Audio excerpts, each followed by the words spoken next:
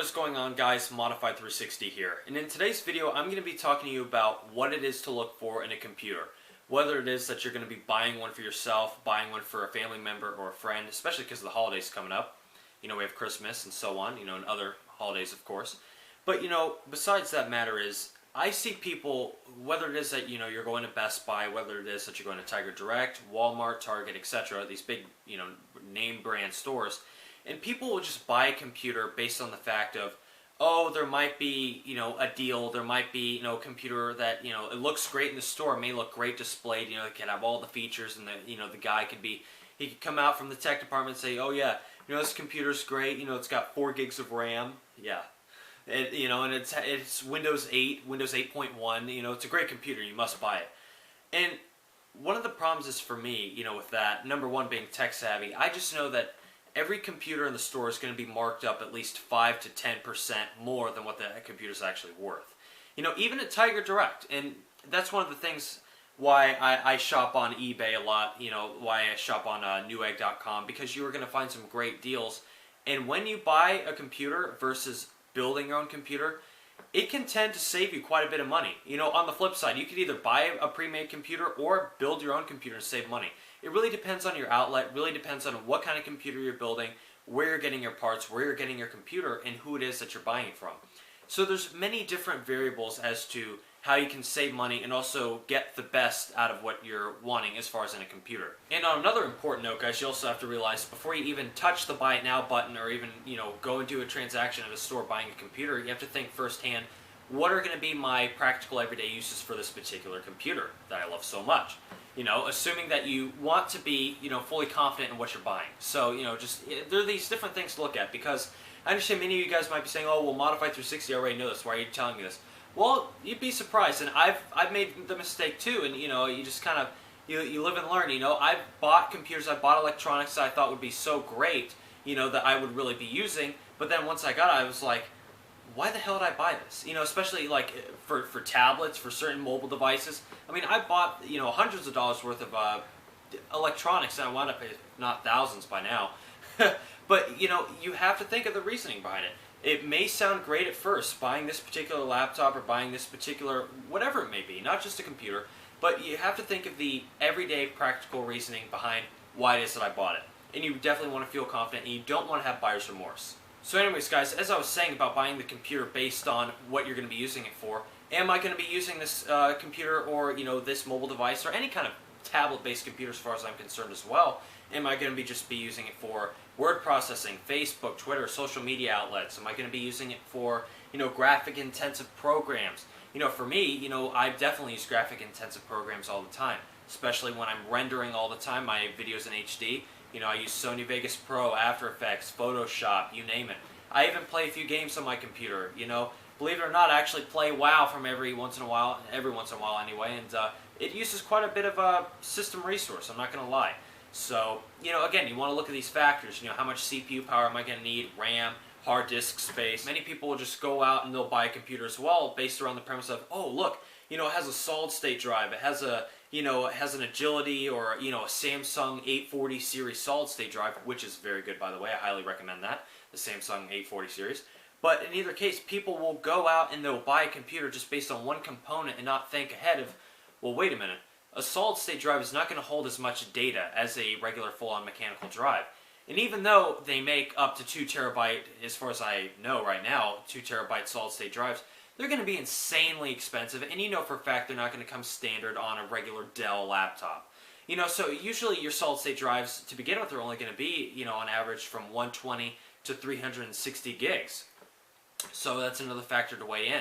You also want to look at, am I going to be using this computer as a backup for all my data? Am I going to be using this computer a lot for backing up data from work, from vacations, from, cameras and, your smartphones and such? So, not only is your computing power very important, but it's also, pretty on par with how much disk space you're going to be using. A whole new perspective of thinking, you also want to weigh in the factor of the reliability of the computer that you're buying. Number one thing should be in your mind as well, just as, your computing power and your needs and etc. You also want to think, okay, how long is this machine going to last me? How durable does it need to be? Obviously, if you're going into a workforce that involves, being around lots of machinery and stuff, you're going to obviously want to go more towards like a ThinkPad or a Toughbook or that case. But I'm just talking about like everyday reliability. You want to weigh in, your battery life. You want to weigh in, the weight of your computer. You want to weigh in the factor of if it's a laptop or desktop. I mean, so, I'll be getting into both topics as well, not just for laptops.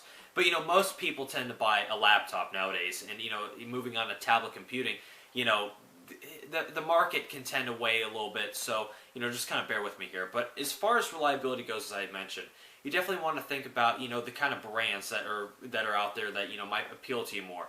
Not just based on, the appearance of the computer. Because, don't get me wrong, I've had many friends who've bought fancy laptops. I'm not going to mention any brands or, discourage you from buying any particular brand. But you definitely want to think about, okay, is this a well-trusted company?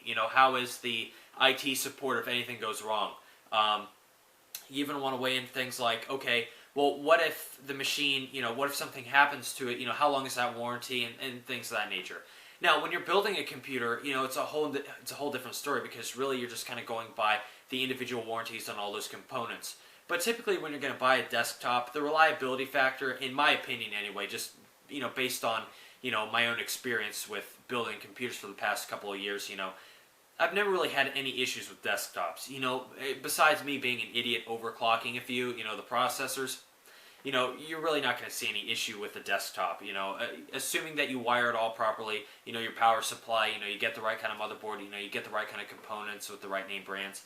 You should be fine, but as far as a pre-built computer, whether it be a tablet-based computer, like running Windows 8 or Windows 8.1 or any other Linux-based OS, or whether it be a laptop, you definitely want to look at the brands, you want to look at the reliability factor and the IT support. One last tad bit of advice I thought I'd give out, which is also imperative not only to your hardware and selecting either your laptop pre-made desktop or building your own desktop, but choosing your OS is very important.